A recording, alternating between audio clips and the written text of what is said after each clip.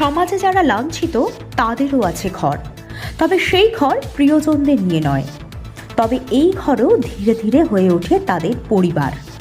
তথাকথিত সমাজে তারা পাগল বলে আখ্যা পেলেও আদতে তারাও মানুষ।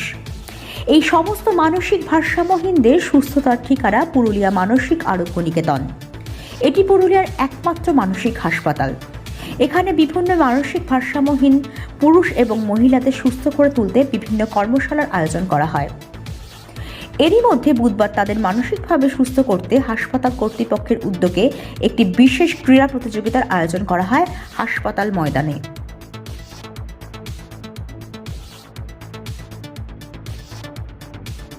পুরুলিয়া মানসিক আরোগ্য নিকেতনে পুরুষ মহিলা মিলিয়ে 242 জনের চিকিৎসা করা হয়। মানসিকভাবে তাদের সুস্থ করার জন্য প্রায়ই বাগান তৈরি, যোগাসন, পূজাপাঠ, খেলাধুলা সহ বিভিন্ন রকমের কর্মশালার আয়োজন করা হয়। তাদের মধ্যে যারা একটুখানি মানসিকভাবে সুস্থ তাদের সম্পূর্ণভাবে রোগমুক্ত করার লক্ষ্যে বুধবার বাস্কেটবল, বিস্কুট দৌড়, পাসিন্দা বল সহ বিভিন্ন রকমের ক্রীড়া প্রতিযোগিতার আয়োজন করা হয়। মানসিকভাবে এবং দৈহিকভাবে তাদের সুস্থ করার লক্ষ্যেই এই প্রতিযোগিতার আয়োজন করা হয়।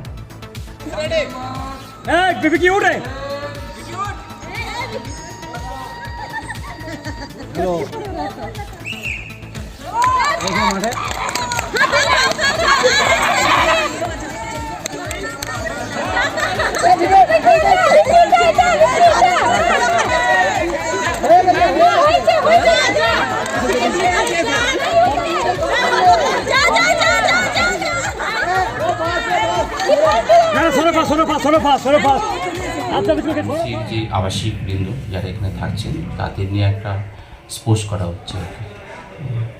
ওরা তো এখানেই থাকে, ওদের তো বাড়ি যেতে পারে না, বাড়িতে যাওয়ার স্কোপ নেই। তাই ওদের শারীরিক অ্যাক্টিভিটি বাড়ানোর জন্য, তারপর ওদের মনটা একটু ভালো রাখার জন্য আমরা বিভিন্ন রকম অ্যাক্টিভিটি করছি। তার মধ্যে স্পোর্টসটা একটা অঙ্গ, সেটা আজকে আমাদের হচ্ছে। কী কী খেলার আয়োজন রয়েছে? আমাদের অনেকগুলো ইভেন্ট আছে, মেল ফিমেল সব ভাগ ভাগ করে আছে। বিস্কুট দৌড় আছে, তারপর পাসিন্দা বল আছে, তারপর ভলিবল আছে, এই সমস্তগুলো ভাগ ভাগ করে করা আছে। বর্তমানে সংখ্যা কত এখানে?